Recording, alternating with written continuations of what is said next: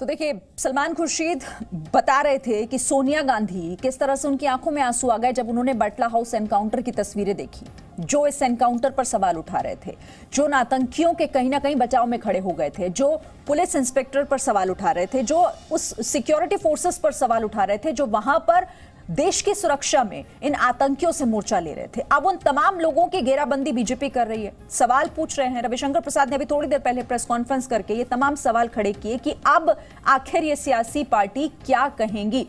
आपको सुनाते हैं दिग्विजय सिंह और अरविंद केजरीवाल ने उस दौरान क्या कहा था। बटला हाउस एनकाउंटर पर मैं आज भी कायम हूं कि वो फेक एनकाउंटर था, उसकी जुडिशियल इंक्वायरी होना चाहिए। तो अब हो जाती है तो सारी बातें अपने आप खुल जाएंगी।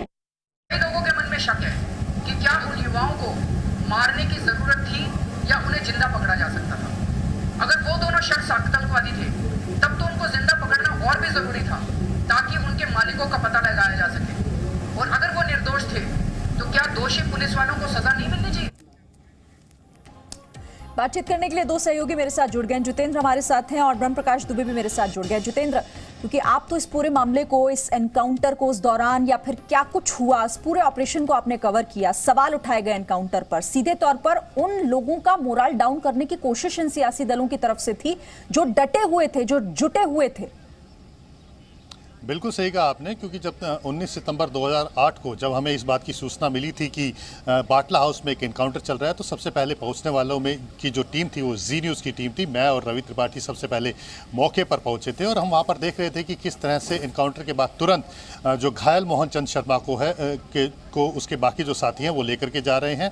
और जो उसी दौरान जो बाकी दो आतंकी थे, आरिज खान और शहजाद अहमद उर्फ पप्पू, ये दो भाग चुके थे। और घर के अंदर जो क्योंकि फायरिंग हुई थी, क्योंकि टीम वहां पर गई थी रेकी करने के लिए और वहां पर हालात का जायजा लेने के लिए ताकि इन आतंकियों को पकड़ा जा सके। लेकिन जैसे ही इन आतंकियों को भनक लगी थी कि पुलिस की टीम वहां पर पहुंच चुकी है, उन्होंने फायरिंग की थी और इसी फायरिंग में इंस्पेक्टर मोहन चंद शर्मा शहीद हुए थे।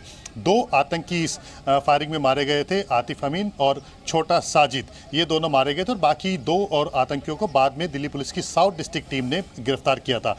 शहजाद अहमद को 2010 में गिरफ्तार किया गया था, जिसके बाद 2013 में दिल्ली की अदालत ने उम्र कैद की सजा सुनाई। और आरिज खान उर्फ जुनैद को 2018 में, फरवरी 2018 में दिल्ली पुलिस की स्पेशल सेल टीम ने नेपाल बॉर्डर के पास से गिरफ्तार किया था, जब वो दोबारा से इंडियन मुजाहिदीन को रिवाइव करने के इरादे से भारत में आ जा रहा था। और कल उसको दोषी करार दिया गया। 15 मार्च को सजा सुनाई जाएगी।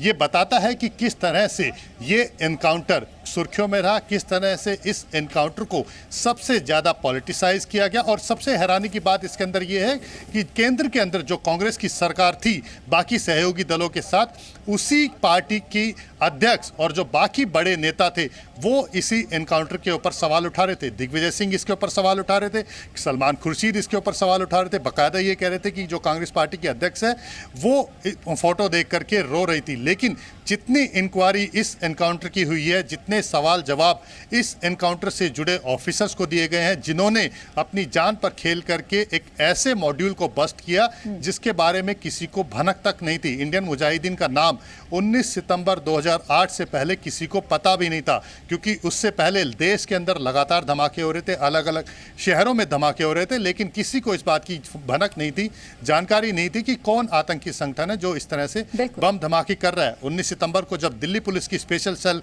की टीम वहां पर पहुंची थी, उसी के बाद पता लगा था कि किस तरह से ये आतंकी संगठन पैदा हुआ और लगातार आतंकी वारदात कर रहा था। और उसी सारी ऑपरेशन इंक्वायरी पर के इतनी बाद सियासत हुई, उस एनकाउंटर पर सियासत हुई, फेक एनकाउंटर तक कहा दिग्विजय सिंह ने। ब्रह्म प्रकाश, अब कांग्रेस को इस पर जवाब तो देना चाहिए। जब आप सवाल उठा रहे थे, अब तो कोर्ट का फैसला है, अब कोर्ट के फैसले के बाद जवाब दे कांग्रेस। बिल्कुल बिल्कुल, देखिए सियासत उस वक्त इतनी हद तक गई थी कि कांग्रेस की सरकार होते हुए भी कांग्रेस के नेताओं ने इस एनकाउंटर पर सवाल उठाए थे।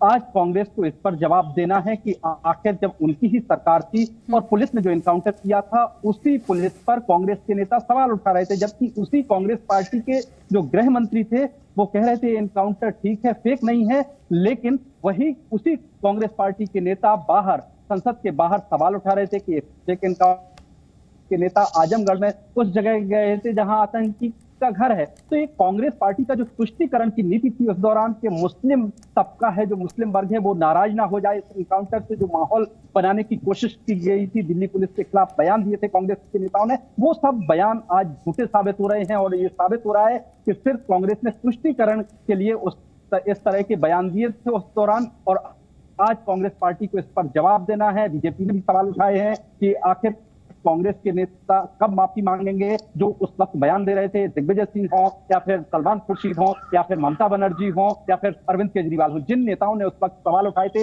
वोट बैंक की खातिर, उन सबको आज जवाब देना है। जब कोर्ट ने ये साफ कर दिया है, दोषी करार दिया है उस आतंकी को, अब उसको सजा होनी है। ऐसे में कांग्रेस समेत उन तमाम विपक्षी दलों पर सवाल उठ रहे हैं जो उस दौरान दिल्ली पुलिस के एनकाउंटर पर सवाल खड़े कर रहे थे। बिल्कुल सवाल खड़े किए एनकाउंटर पर, उनकी कोशिशों को किसी पूरी तरीके से नकार दिया गया, और इस फैसले के बाद अब सवाल पूछा जा रहा है कि अब क्या कहेगी आखिर कांग्रेस, चाहे ममता बनर्जी या फिर अरविंद केजरीवाल। बहुत शुक्रिया आप दोनों का।